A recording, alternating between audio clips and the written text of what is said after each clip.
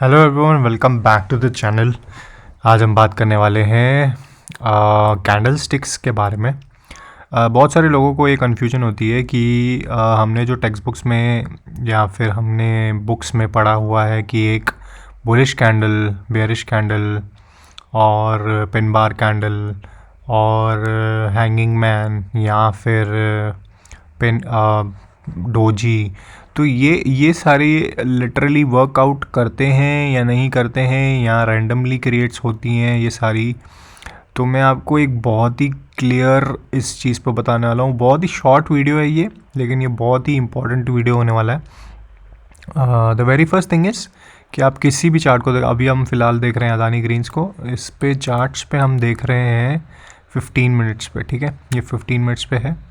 तो अब यहाँ पे क्या हो रहा है ना कि जब तक आप यहाँ पे आपको दिख रहा है ये डाउन ट्रेंड में, ठीक है, डाउन ट्रेंड में ये स्टॉक दिख रहा है आपको।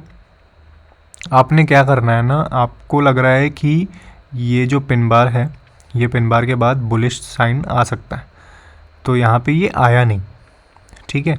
या फिर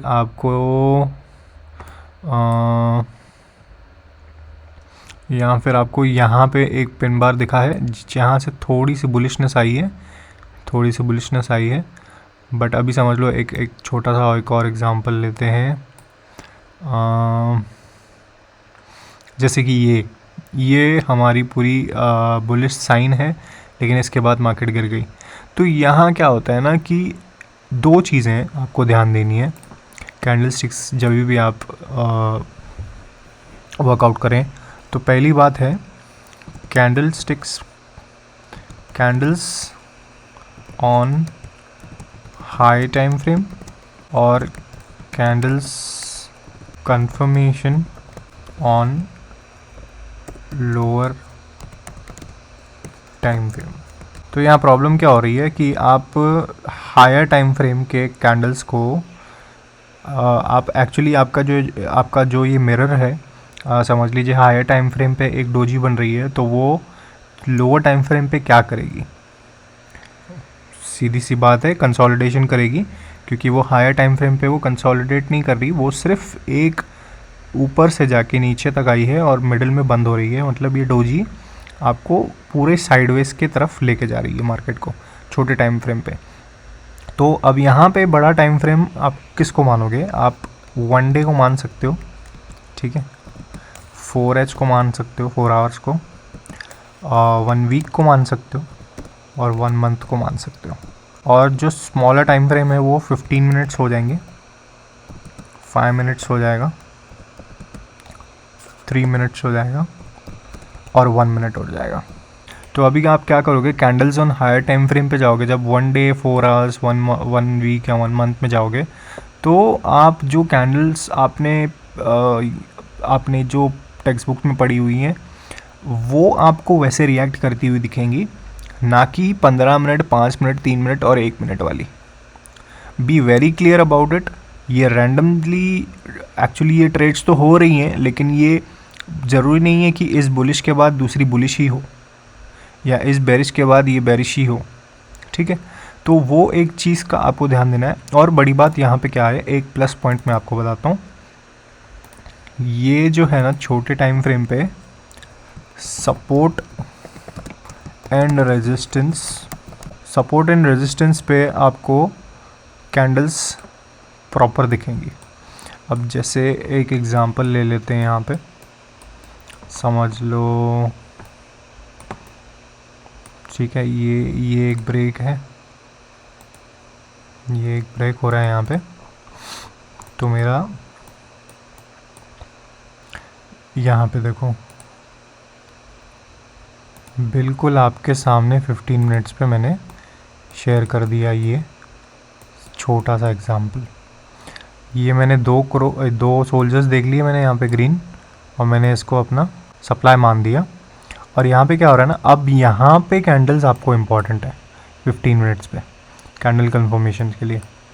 तो जब आप सपोर्ट और रेजिस्टेंस पे हों तो आपको ये कैंडल्स बराबर से दिखेंगी। जैसे अभी यहाँ पे ये 2 कैंडल्स आई, उसके बाद ये आपका बन गया रिवर्स का जो पिन होता है वो, और इसके बाद आपको एक बेयरिश कैंडल दिखी है, उसके बाद इसने ब्रेक कर दिया है, उसके बाद और ब्रेक हुआ है, उसके बाद यहाँ पे फिर से बाइंग आई है, फिर से ये अंदर गया है, फिर से उसने रिजेक्ट किया है प्राइस ने और ये और नीचे गिरा है, मतलब ये भी लो निकल गया है यहाँ पे। तो ये चीज़ों को आप समझिए कि ये सपोर्ट रेजिस्टेंस में आपको जैसे रिवर्सल पैटर्न्स के जो कैंडल स्टिक हैं वो मोस्ट प्रोबेबली आपको, एक सेकंड में आपको दिखाता हूँ। ठीक है, तो यहाँ पे क्या दिख रहा है, candlestick pattern cheat sheet for crypto markets या this is for any markets. तो यहाँ पे बुलिश में है, ये हैमर आ रहा है, ये इन्वर्टेड हैमर आ रहा है और ये हैंगिंग मैन आ रहा है, शूटिंग स्टार आ रहा है।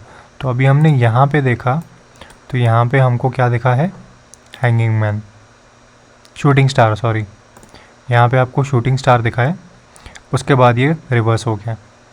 तो ऐसे चीज़ों को आपको वर्कआउट करना है, ना कि आप रैंडमली किसी भी कैंडल्स पे देखें कि हाँ ये कैंडल ये बन रही है, ये कैंडल ये बन रही है।